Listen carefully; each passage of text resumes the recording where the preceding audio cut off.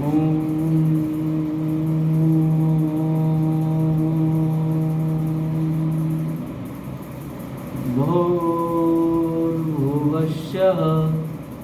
तत्सवितुर्वरेण्यं भर्गो देवस्य धीमहि धियो यो नः प्रचोदयात्।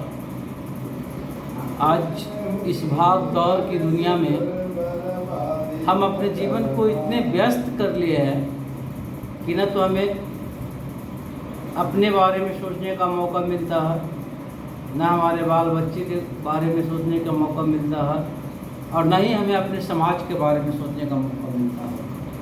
हम इतने बड़े अंधविश्वास में जीवन जी रहे हैं।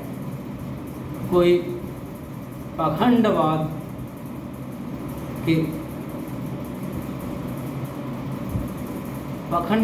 के इतने ज़बरदस्त चक्कर में आ गए हैं कि जिसका हमें कोई हिसाब नहीं हो।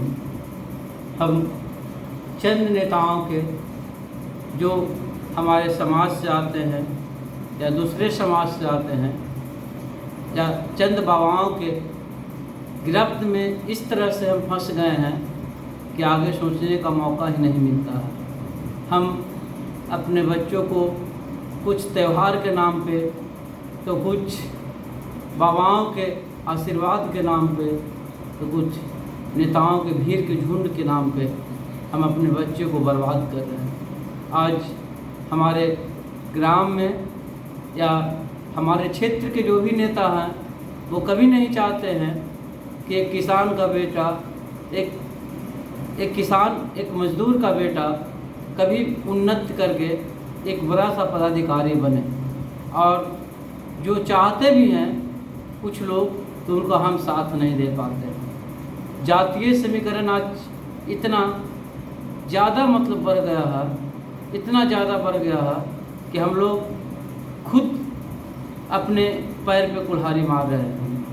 अपने बच्चों को पढ़ने के लिए ढेर सारी किताबें देकर स्कूल में भेज देते हैं। हम पूर्णतः रूप से ट्यूशन केंद्र या स्कूल के टीचरों पे अपने बच्चों को केंद्रित कर दिए हैं। बच्चों को कभी भी हम यह ध्यान नहीं देते कि हमारे बच्चे स्कूल में जाते हैं तो वो कब, कैसे और किस प्रकार से अपना जीवन यापन करते हैं। अगर पढ़ने के लिए जा रहे हैं तो हमारे बच्चों को टीचर किस तरह से गाइडेंस कर रहे हैं। आज निजी स्कूल के नाम पे हम अपने बच्चों को प्राइवेट स्कूलों में भेज रहे हैं, लेकिन सरकार के द्वारा जो नियुक्त किए गए शिक्षक हैं सरकारी स्कूल में, उस पर हम विश्वास कम करते हैं। जो सरकार हमारे बच्चों को 8 घंटे पढ़ाने के लिए सभी विषय के अलग अलग टीचर दिए हुए हैं, उस पर हम कम विश्वास करके 1 घंटे में सारे विषय को पढ़ाने वाले ट्यूशन के मास्टर पे जो है हम ज़्यादा विश्वास करते हैं। ऐसा क्या है? मोनोपोली हमारा चेंज हो चुका है। हमें यह सोचना चाहिए, हमारे बच्चे जिसको बैठने का भी जगह नहीं मिलता है, जो सही तरीके से बैठ नहीं सकते हैं, एक कोचिंग संस्थान जहाँ पे हम अपने बच्चों को पढ़ने के लिए भेजते हैं, वहाँ पे हमारे बच्चे सही तरीके से बैठ नहीं सकते। अगर समय से पहले बैठ जा तो पहुँच जा, तो उनको बैठने की जगह नहीं है, वो इधर उधर बैठते, जिससे कुछ मनचले लोगों के शिकार हो जाते हैं हमारे बच्चे। हम अपने बच्चों पे जो पढ़ाई के नाम पर हम अपने बच्चे को बुर्बक बना रहे हैं, हम अपने बच्चों को शोषण करवा रहे हैं। हम गार्जियनों को खुद सोचना होगा और विशेष ध्यान देना होगा बच्चों की पढ़ाई के ऊपर, बच्चे जो पढ़ने जाते हैं उस संस्थान के ऊपर और उसके टाइमिंग के ऊपर कि हमारे बच्चे का टाइमिंग क्या, समय क्या। हमारे बच्चे जो जिस संस्थान में पढ़ने जाते हैं वहाँ किस तरह का जल का सेवन किया जा रहा है। हमने देखा छोटे छोटे बच्चों को जिस टंकी के पानी में कीड़े होते हैं, उससे कीड़े गिरते हैं, उससे बच्चों को पानी पीते हुए देखा। लोग हमारे बच्चों के साथ खिलवाड़ कर रहे हैं। इसलिए हमें विशेष ध्यान देनी होगी और अपने बच्चों को जहाँ भी पढ़ने के लिए भेजें वहाँ कम से कम अपनी निगरानी में भेजें। 2 दिन 4 दिन 5 दिन पे अपने बच्चे को ट्यूशन केंद्र या स्कूल में जाके आप पता करें कि हमारे बच्चे यहाँ पढ़ने के लिए आते हैं या नहीं आते हैं। निश्चित होकर मत छोड़ दीजिए कि हमें फलना सर मतलब आज किसी पे विश्वास करने की आवश्यकता नहीं है। हम अपने बच्चे को निगरानी खुद करें, अपने बच्चे के कॉपी का चेक करें, अपने बच्चे को जो है प्रतिदिन किताबों का, बच्चों को मोबाइल से जितना ज़्यादा दूर रखें। आज फेसबुक, व्हाट्सएप, इंस्टाग्राम के जरिए हम अपने बच्चों को जो है शोषण कर रहे हैं, हम अपने बच्चों को माइंडली डिस्टर्ब कर रहे हैं। एक बच्चे पढ़ने में तभी मतलब सक्षम हो सकते हैं जब वो टेलीविज़न, दूरदर्शन और मोबाइल फ़ोन से दूर होंगे। आज 80% घरों में लोग मोबाइल फ़ोन के चलते बर्बाद हो गए हैं।